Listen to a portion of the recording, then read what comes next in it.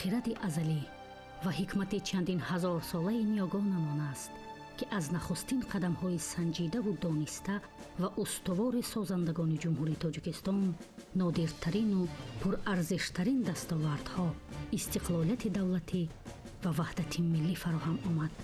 این دو سند سرنوشت ساز شبیه بالهای توانای ملت باعث پروازهای بلند روز افزون گردید، زیرا محور آن اندیشه ملی همچون جوهر متحد ساز و وحدت آفرین بود.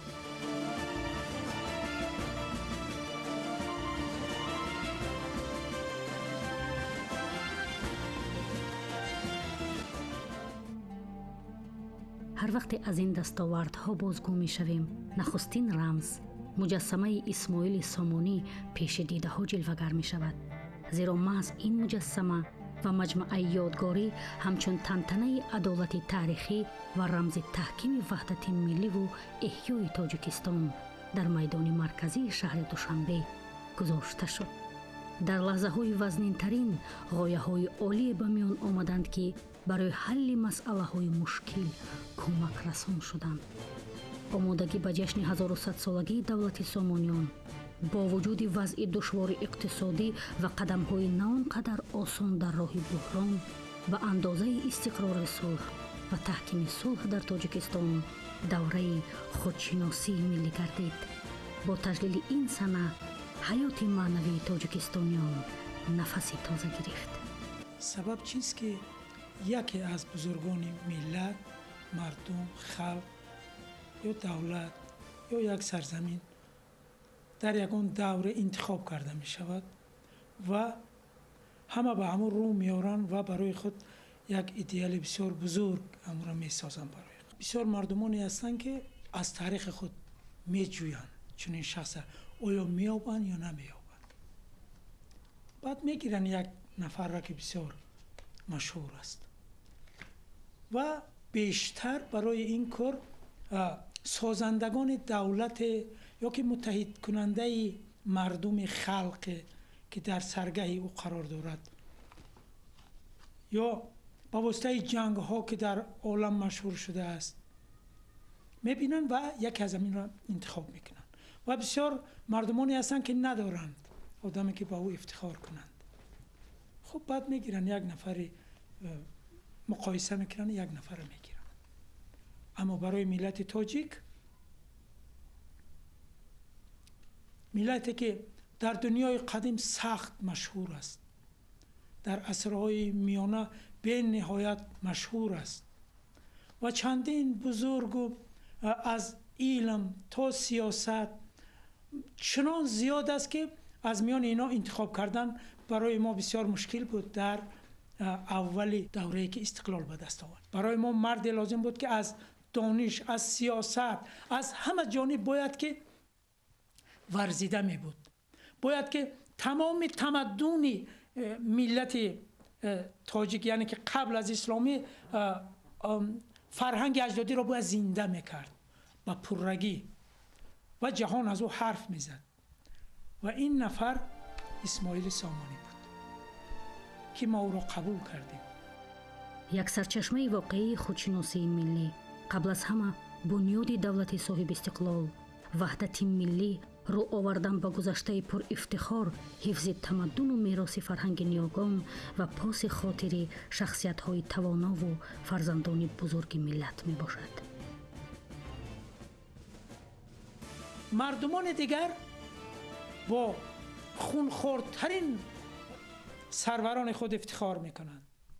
هیکل‌های بزرگ ساخته شده است از چنگیز، از تیمور فرض کردیم که اینها هزارها، دهها هزار، صدها هزار، میلیون ها را کشتند، همه را به خاک خون کشیدند، صدها شهر، هزارها دهه ها را به خاک خون یکسان کردند. با اونها افتخار میکنند. ما با چنین مرد زیبا چرا افتخار نکنیم؟ ما به گذشته برای تقویت روح سازندگی، بزرگداشت خاطره نخست اجداد راهگشای ما که در طول تاریخ به اقدام‌های نو کمر بسته به دستاوردهای بزرگ نائل گشتند رو آوردیم.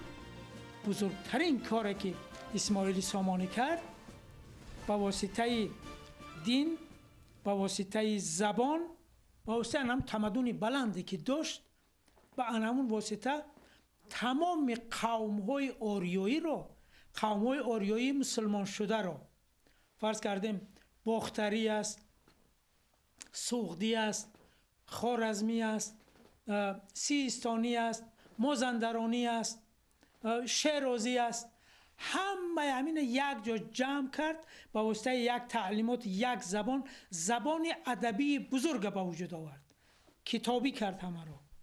یعنی که همین ملت به وجود آمد. استاد غفورов هم میگوید که در همین دوره است که بعد از کارهایی که اسماعیل سامانی انجام داد در میانه‌های دولت سامانیان، ملت بزرگ تاجیک شکل گرفت و نامش کتابی شد در جهان. این کار بزرگی است که اسماعیل سامانی برای این ملت انجام داد و تا ابد این ملت که هست اون نام هم در ردیف این میرود و هست و در یادها همه وقت میماند. اساسگزار صلح و وحدت ملی، پیشوای ملت، پرزیدنت جمهوری تاجیکستان امامعلی رحمان با ضرورت تاریخ آگاهی و تاریخ نگاری استقلال را به میان آوردن، به واسطه اثر بنیادیشان را با نام تاجیکان در آینه تاریخ تالیف نمودند که در تاریخ شناسی ملی و حتی در آموزش و بررسی تاریخ و تمدن آریایی دستاورد بزرگ بود. از این سیاست خردمندانه معمار صلح و وحدت، غایه معماری این محور واقعی وحدت و استقلال ما به وجود آمد. ایده از نو بنیاد کردن تاریخی دولتداری اسماعیل سامانیان حتما به سرمعمار، هیکل تراش، نویسنده، شاعر و تاریخ شناسی ملت تاجیک سرور دولت امامعلی رحمان تعلق دارد. من باوری کامل دارم که در یک زمین اجدادی تاجیکان 1100 سال لازم بود که چنین یک اسماعیل سامانی در سیمای سرور دولت امامعلی رحمان پیدا شود. حس افتخار ملی، وطن دوستی، درک ماهیت دولتداری ملی با تمام رمزهایش هنوز با شیر مادر در جان و خرد هر یک فرد این ملت پاک‌گوهر موا گرفته از نسل به نسل می‌گذرد. وقتی فرمان جناب عالی درباره جشنگیری 1100 سالگی دولت سامانیان پیدا شد، باور کنید تمام ایجادکاران از خرسندی روح بلند شدند که ما دست به تاریخ گذشته میزنیم. این حتما فکر و عقیده جناب عالی بود که ما یک هیکل سازیم که آن جوابگوی نه فقط امروزه بلکه 50 سال و 100 ساله گذشته باشد. برای همین هم ایجادکاران از طرف معمارانی که در گروه ایجادی ما بودند شب و روز درباره شهرسازی، نه فقط درباره هیکل بلکه درباره آینده پایتخت تاجیکستان ما فکر اندیشه خود را روان کردیم. برای همین هم ممکن که در همان وقت، در همان زمان چنین لایحه، چنین هیکل به نظری اکثریت مردم وزنی تافته باشد، لیکن امروز ما امیدوار هستیم که مردم تاجیکستان آن عذاب و آن عقوبتی که آن ایجادکاران، آن ساختمانچی‌ها از طرف خودشان بنیاد کردند امروز جوابگو می باشد. ما وقتی که از کتابخانه ملی میبریم رو برای ما ملک الشعرا ابو عبدالله رودکی قامت افراخته است که ما را به همان یاد بوی جوی مولیان میرساند. اگر ما به سمت چپمان نظر افکنیم شاهدی آن میشویم که پرچم بزرگترین جهان که در کشور ما است قامت افراخته است. وقتی که ما اندک باز به چپتر نگاه میکنیم، باز نگاه میکنیم که یکی از رمزهای دیگری دولتداری ما، نشان ملی ما قامت افراخته است. مقدس هستند به مثل مادر، به مثل وطن، به مثل اعتقاد، به مثل قلب، به مثل محبت. ما با چشم خرد به این مقدسات نگاه میکنیم. مهم آن است که ما با یک حیثیت به آنها نگاه میکنیم و من افتخار میکنم که در این منطقه کار میکنم. من افتخار میکنم که پیشوای ملت تاجیکان این شرایط را برای ما جوانان فراهم نموده است و وظیفه خود می‌دانم که برای اجتماعی کنانی، برای تبلیغ این ارزش ها با واسطه مقاله ها، با واسطه شعر ها، با واسطه صحبت ها این چیز را به نسل خود، به همسالان خود، به جوانان خود تلقین نمایم. مجسمه در یک جا نایستاده است. هیکل مجسمه اسماعیل سامانی از 1100 سال برآمده به طرف ما آمده ایستاده است.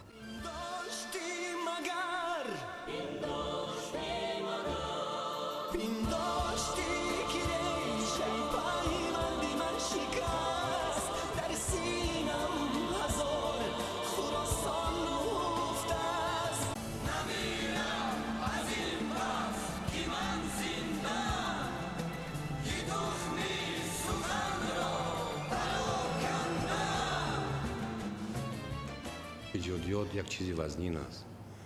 من در یک خیل کارهای خودم، ایجادی خودم سالها مهنت کرده هستم. من هیچ وقت فراموش نمیکنم اون عذاب‌هایی که من درباره تصویر کردن مفضلی میرزا ترس‌زاده یا چایخانه سعادت تقریبا 6 سال عذاب کشیدم. لیکن مقبره سامانی این در یک مهلت کوتاه چنان پیدا شد که نه من نه اون گروه ایجادی که ما در اونجا کار میکردیم نه اون علمانی که با ما بودن، یگان کس شب و روز گذشتنش فکر نکرد و نفهمیده مانیم که چه خیلی این مجسمه تیار شده و چه خیلی آن را ما در مرکز پایتخت جمهوری گذاشتیم. لیکن من یک چیز گفتنی هستم که نوبت که در یک وقتی کوتاه در یک شرایط وزنین گرچند اجرا شده باشد هم، لیکن با فکر من خطا نکنم این بهترین آن چیزی که من ایجاد کردم. من باوری کامل دارم که از این بزرگتر چیز با فکر من ممکن شود ممکن نشود. این رسالت و مسئولیت در نخستین سالهای صاحب استقلالی کشور به جهانیان از قدرت ما در ساختمان دولت دموکراتی و حقوق بنیاد دنیوی و تشکیل جامعه پیشرفته درک داد.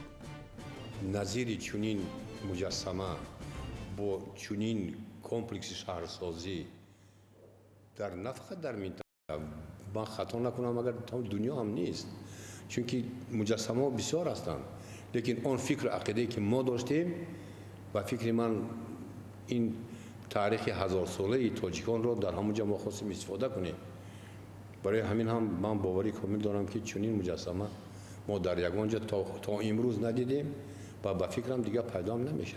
از نگاه خصوصیت‌های ملی میگویید یا که از نگاه هم از نقطه نظر ملی و هم از نقطه نظر اینترنشنالی و هم از نقطه نظر صلح دوستی چنین هیکل چنین مجسمه نیست در یگان منطقه. مجسمه شاه اسماعیل سامانی در قلب پایتخت تاجیکستان، یعنی که در قلب تاجیکستان یک نماد آزادی، استقلالیت و مجسمه هویت ساز برای جوانان تاجیکستان می باشد. امروز در برابر حدودهای جغرافی، در برابر رمزهای دولتی، در برابر پرینسیپ های دولتداری ملی تاجیکان، قامت افراختن مجسمه شاه اسماعیل سامانی در مرکز پایتخت تاجیکستان یک رمز سعادت ملی، یک رمزی است که جوانان تاجیک امروز با واسطه این مجسمه از هویت ملی خود، از اصالت ملی خود و از شناخت واقعی ملت خود آگاهی بیشتر پیدا می نمایند. امروز با واسطه این مجسمه ما درک می نماییم که این ملت از عمق قرنها تا امروز در نتیجه رقابت ها، در نتیجه مبارزه ها توانسته است که یک دولت واقعا هم دوست داشتنی و یک سرزمین واقعا هم بهشتی را برای نسل های امروزه به میراث گذارد. اینک از رفزنه 26مین سالگرد استقلالیت روشن می‌بینیم که سازندگان این وطن با عبور دشواری‌های سنگین سیاسی و اقتصادی دست به پدیده‌های احیاگری زدند به خاطر زنده‌گردانی نام و کارنمایی‌های نیاگان بزرگانمان به ساختمان یک سلسله انشاءات عظیم آغاز بخشیدند. در فراز قله مقصود، قله بلندترین تاجیکستان را به نام اسماعیل سامانی مربوط دانستند.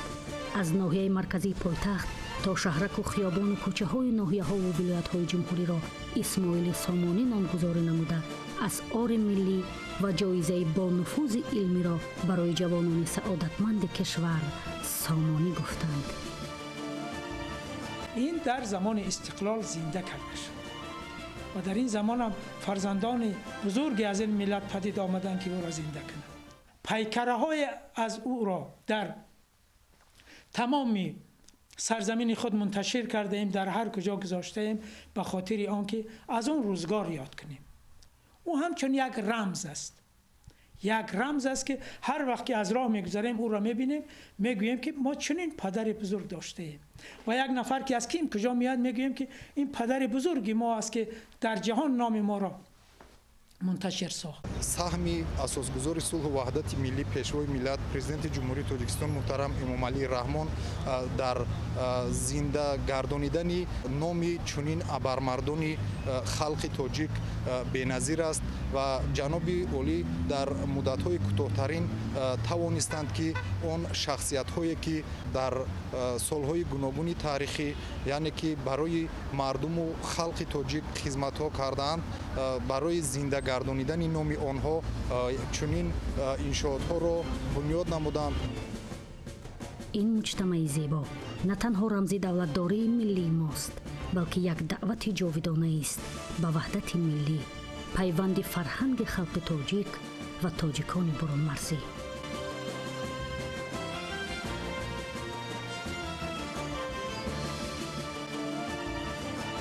وقتی که آزمون اعلام کردن و اکثریت داوران لایحه خودشان را پیشنهاد کردند، از طرف رئیس کمیسی تدارکی پیشنهاد شد که همه لایحه را در موزه بهزاد پیشنهاد کنند، در همون جمعان که مردم دوشنبه و اکثریت مهمانانی که در دوشنبه اشتراک دارند، مهمانی دارند، رفته فکر عقیده خود را پیشنهاد کنند. در مدت تقریبا 2 هفته همه امکان داشت که رفته یک بار بینن. ما تا حتی آن چیزهایی که مردم پیشنهاد میکرد از طرف خودش در هر یک لایحه آنها را آموختیم. تقریبا زیاده از 10 لایحه زیاد پیشنهاد شد از طرف داوران. نوبستان که در همان وقت و زمان چنین لایحه را پیشنهاد کردن امر محال بود، لیکن اکثریت ایجادکاران با یک روحیه بلند خود به این کار دست دادند و باوری کامل دارم که ممکن که در تاریخ تمام آزمودهایی که در تاجیکستان بود این بهترین آزمودی بود که مردم تشنه‌لب اشتراک کردند. سرجمعی و سازندگی مردم ما به استقلالیت و وحدت پرارزش قدرت و کمال بخشید. دستگیری اهل جامعه از سیاست پیش گرفته رهبریت دولت و حکومت جمهوری به ما بال و پر بخشید و برای فتح و کشایش های نو به خاطر آبادی و پیشرفت وطن عزیزمان قوت و الهام بخشید. شادروان کمال صدرالدین عینی، شادروان مختار فرخیالov، دکتر اکادمی نیماتov، رحیم معصف، معماران تاریخ شناس مایدینو و گزیل، محمد جان و سالیه، مقیم و رستم، بسیار شب و روز ما در فکر عقیده بودیم که چی طوری کنیم که یک چیز بنیاد کنیم که آن تکرار نداشته باشد در دنیا و کاری کنیم که دیگر خطاگیر نکنیم. حتما از طرف آن معماران ایجادکار من باید حتما گویم که بسیار خدمتی کلان کرد سراج‌الدین ظهورالدینov، معماری بسیار خوبی ریسپوبلیکا، ممکن خطا نکنم، شادروان، اکرام صفی‌دینov، ظفر یوسفov، مولودا عادل‌نایeva. گروه ایجادی ما اکثریت از شاگردان خودم عبارت بود. با ما شب و روز در فکر عقیده همون تیار کردن این مجمع بودیم، تیار کردن اون لایحه این مجمع بودیم. برای همین هم وقت که تنگ بود برای ما دیگر نه روز بود و نه شب بود. شب و روز در خدمت همین ایجادی بودیم که همین در وقتش ما اتمام کنیم و و غیر از ما باید کاری کنیم که در آینده خطا نکنیم. ماه نوامبر 1997 سال به شهر مسکو روان شدیم و حتما خواستیم که در استخوانه لیف یفیمیچ کربل که اعضای جوری بود و آماده نتوانست، ما در پیشکی مصلحت کرده بودیم که استخوانه خود را مدت 2-3 ماه با ما به اجاره می‌دهد و در آنجا ما کار خود را دوام می‌دهیم. صد افسوس که وقتی که ما آنجا آمدیم لیف یفیمیچ کربل در بیمارستان بودند. اون کس دیدن و گفتن که اگر این خیلی که باشد در بیمارستان خو رفتن من افسوس یگان عقل و فراست مردم نمیگیرد، ما حتما پگاه در استخوانه میشم و وعده میدیم که استخوانه در اختیار شما میشد و شما اونجا کاراتون را دوام میدهید. یعنی که لایحه اون کس را متحیر ساختند؟ حتما اون کس گفتن که چنین مجسمه را من ندیده بودم و باوری کامل دارم که اگر که خدا نصیبم کند و با شما یگان اشتراک کنم، من خوشبختانه آدم خودم را حساب میکنم. گفتن که تمام استخوانه در اجازت شما چی کاری میکنید کنید، اگر از من یگان چیز لازم باشد من حتما تیار هستم که با شما کمک خود را رسانم، چون که چنین مجسمه را من بار اول دیده ایستادم و هم خواهش کردن که من هم یک مجسمه کرده ایستادم در ولادیوستوک با محترم پیوتر بزرگ، اگر امکان داشته باشد با من هم کمتر یاردم دهید. ما حتما راضی خود را دادیم و همکاری کردیم. آن کس گفتن که من آرزو داشتم که یک بار دیگر پای قدم را در تاجیکستان بنهم. صد افسوس که اگر تاجیکستان نروم هم با همین هیکل من حساب هستم که من تاجیکستان را شناسی کردم. هیکل اساسی ما در مسکو تیار کردیم و تمام اون قالب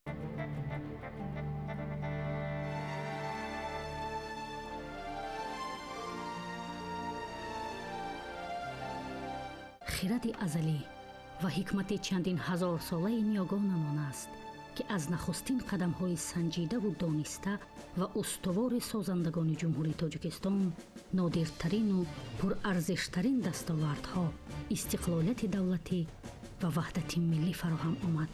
این دو سند سرنوشت ساز شبیه بالهای توانای ملت باعث پروازهای بلند روز افزون گردید، زیرا محور آن اندیشه ملی همچون جوهر متحد ساز و وحدت آفرین بود.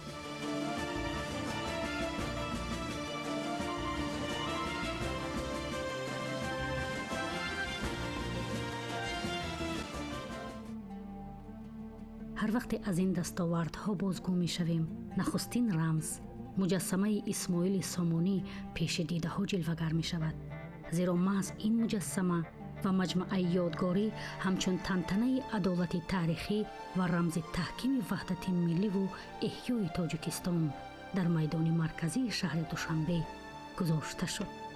در لحظه های وزنین ترین غایه های عالی به میان آمدند که برای حل مسئله های مشکل کمک رسان شدند. آمادگی به جشن 1100 سالگی دولت سامانیان با وجود وضع دشوار اقتصادی و قدم‌های نه آنقدر آسان در راه بحران به اندازه استقرار صلح و تحکیم صلح در تاجیکستان دوره خودشناسی ملی گردید. با تجلیل این سنه حیات معنوی تاجیکستانیان نفسی تازه گرفت.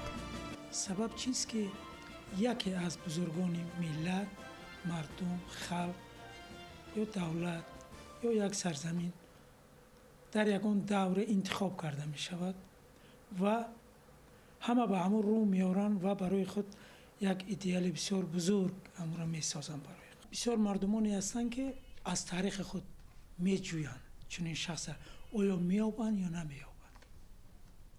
بعد می گیرن یک نفر را که بسیار مشهور است و بیشتر برای این کار سازندگان دولت یا که متحد کننده مردم خلق که در سرگه او قرار دارد یا با واسطه جنگ ها که در عالم مشهور شده است میبینن و یک از این را انتخاب میکنن و بسیار مردمانی هستند که ندارند آدمی که با او افتخار کنند. خب بعد میگیرن یک نفر مقایسه میکنن، یک نفر میگیرن. اما برای ملت تاجیک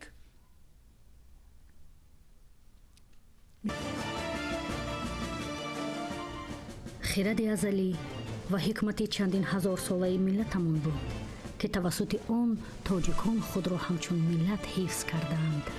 فرهنگ عالم شمول آفریدند و در عصر 20 باز به صاحب استقلالی رسیدند. اندیشه ملی برای تحکیم وحدت ملی و رشد استوار دولتداری نقش بسا مؤثر بازید. سالها شاهان و لشکرکشان آمدند و رفتند، اما اندیشه ملی همچون گنج بی‌بها در مسیر تحولات تا رفت صیقل یافته باز هم پرمضمون و پرجلو و تابناک گردید.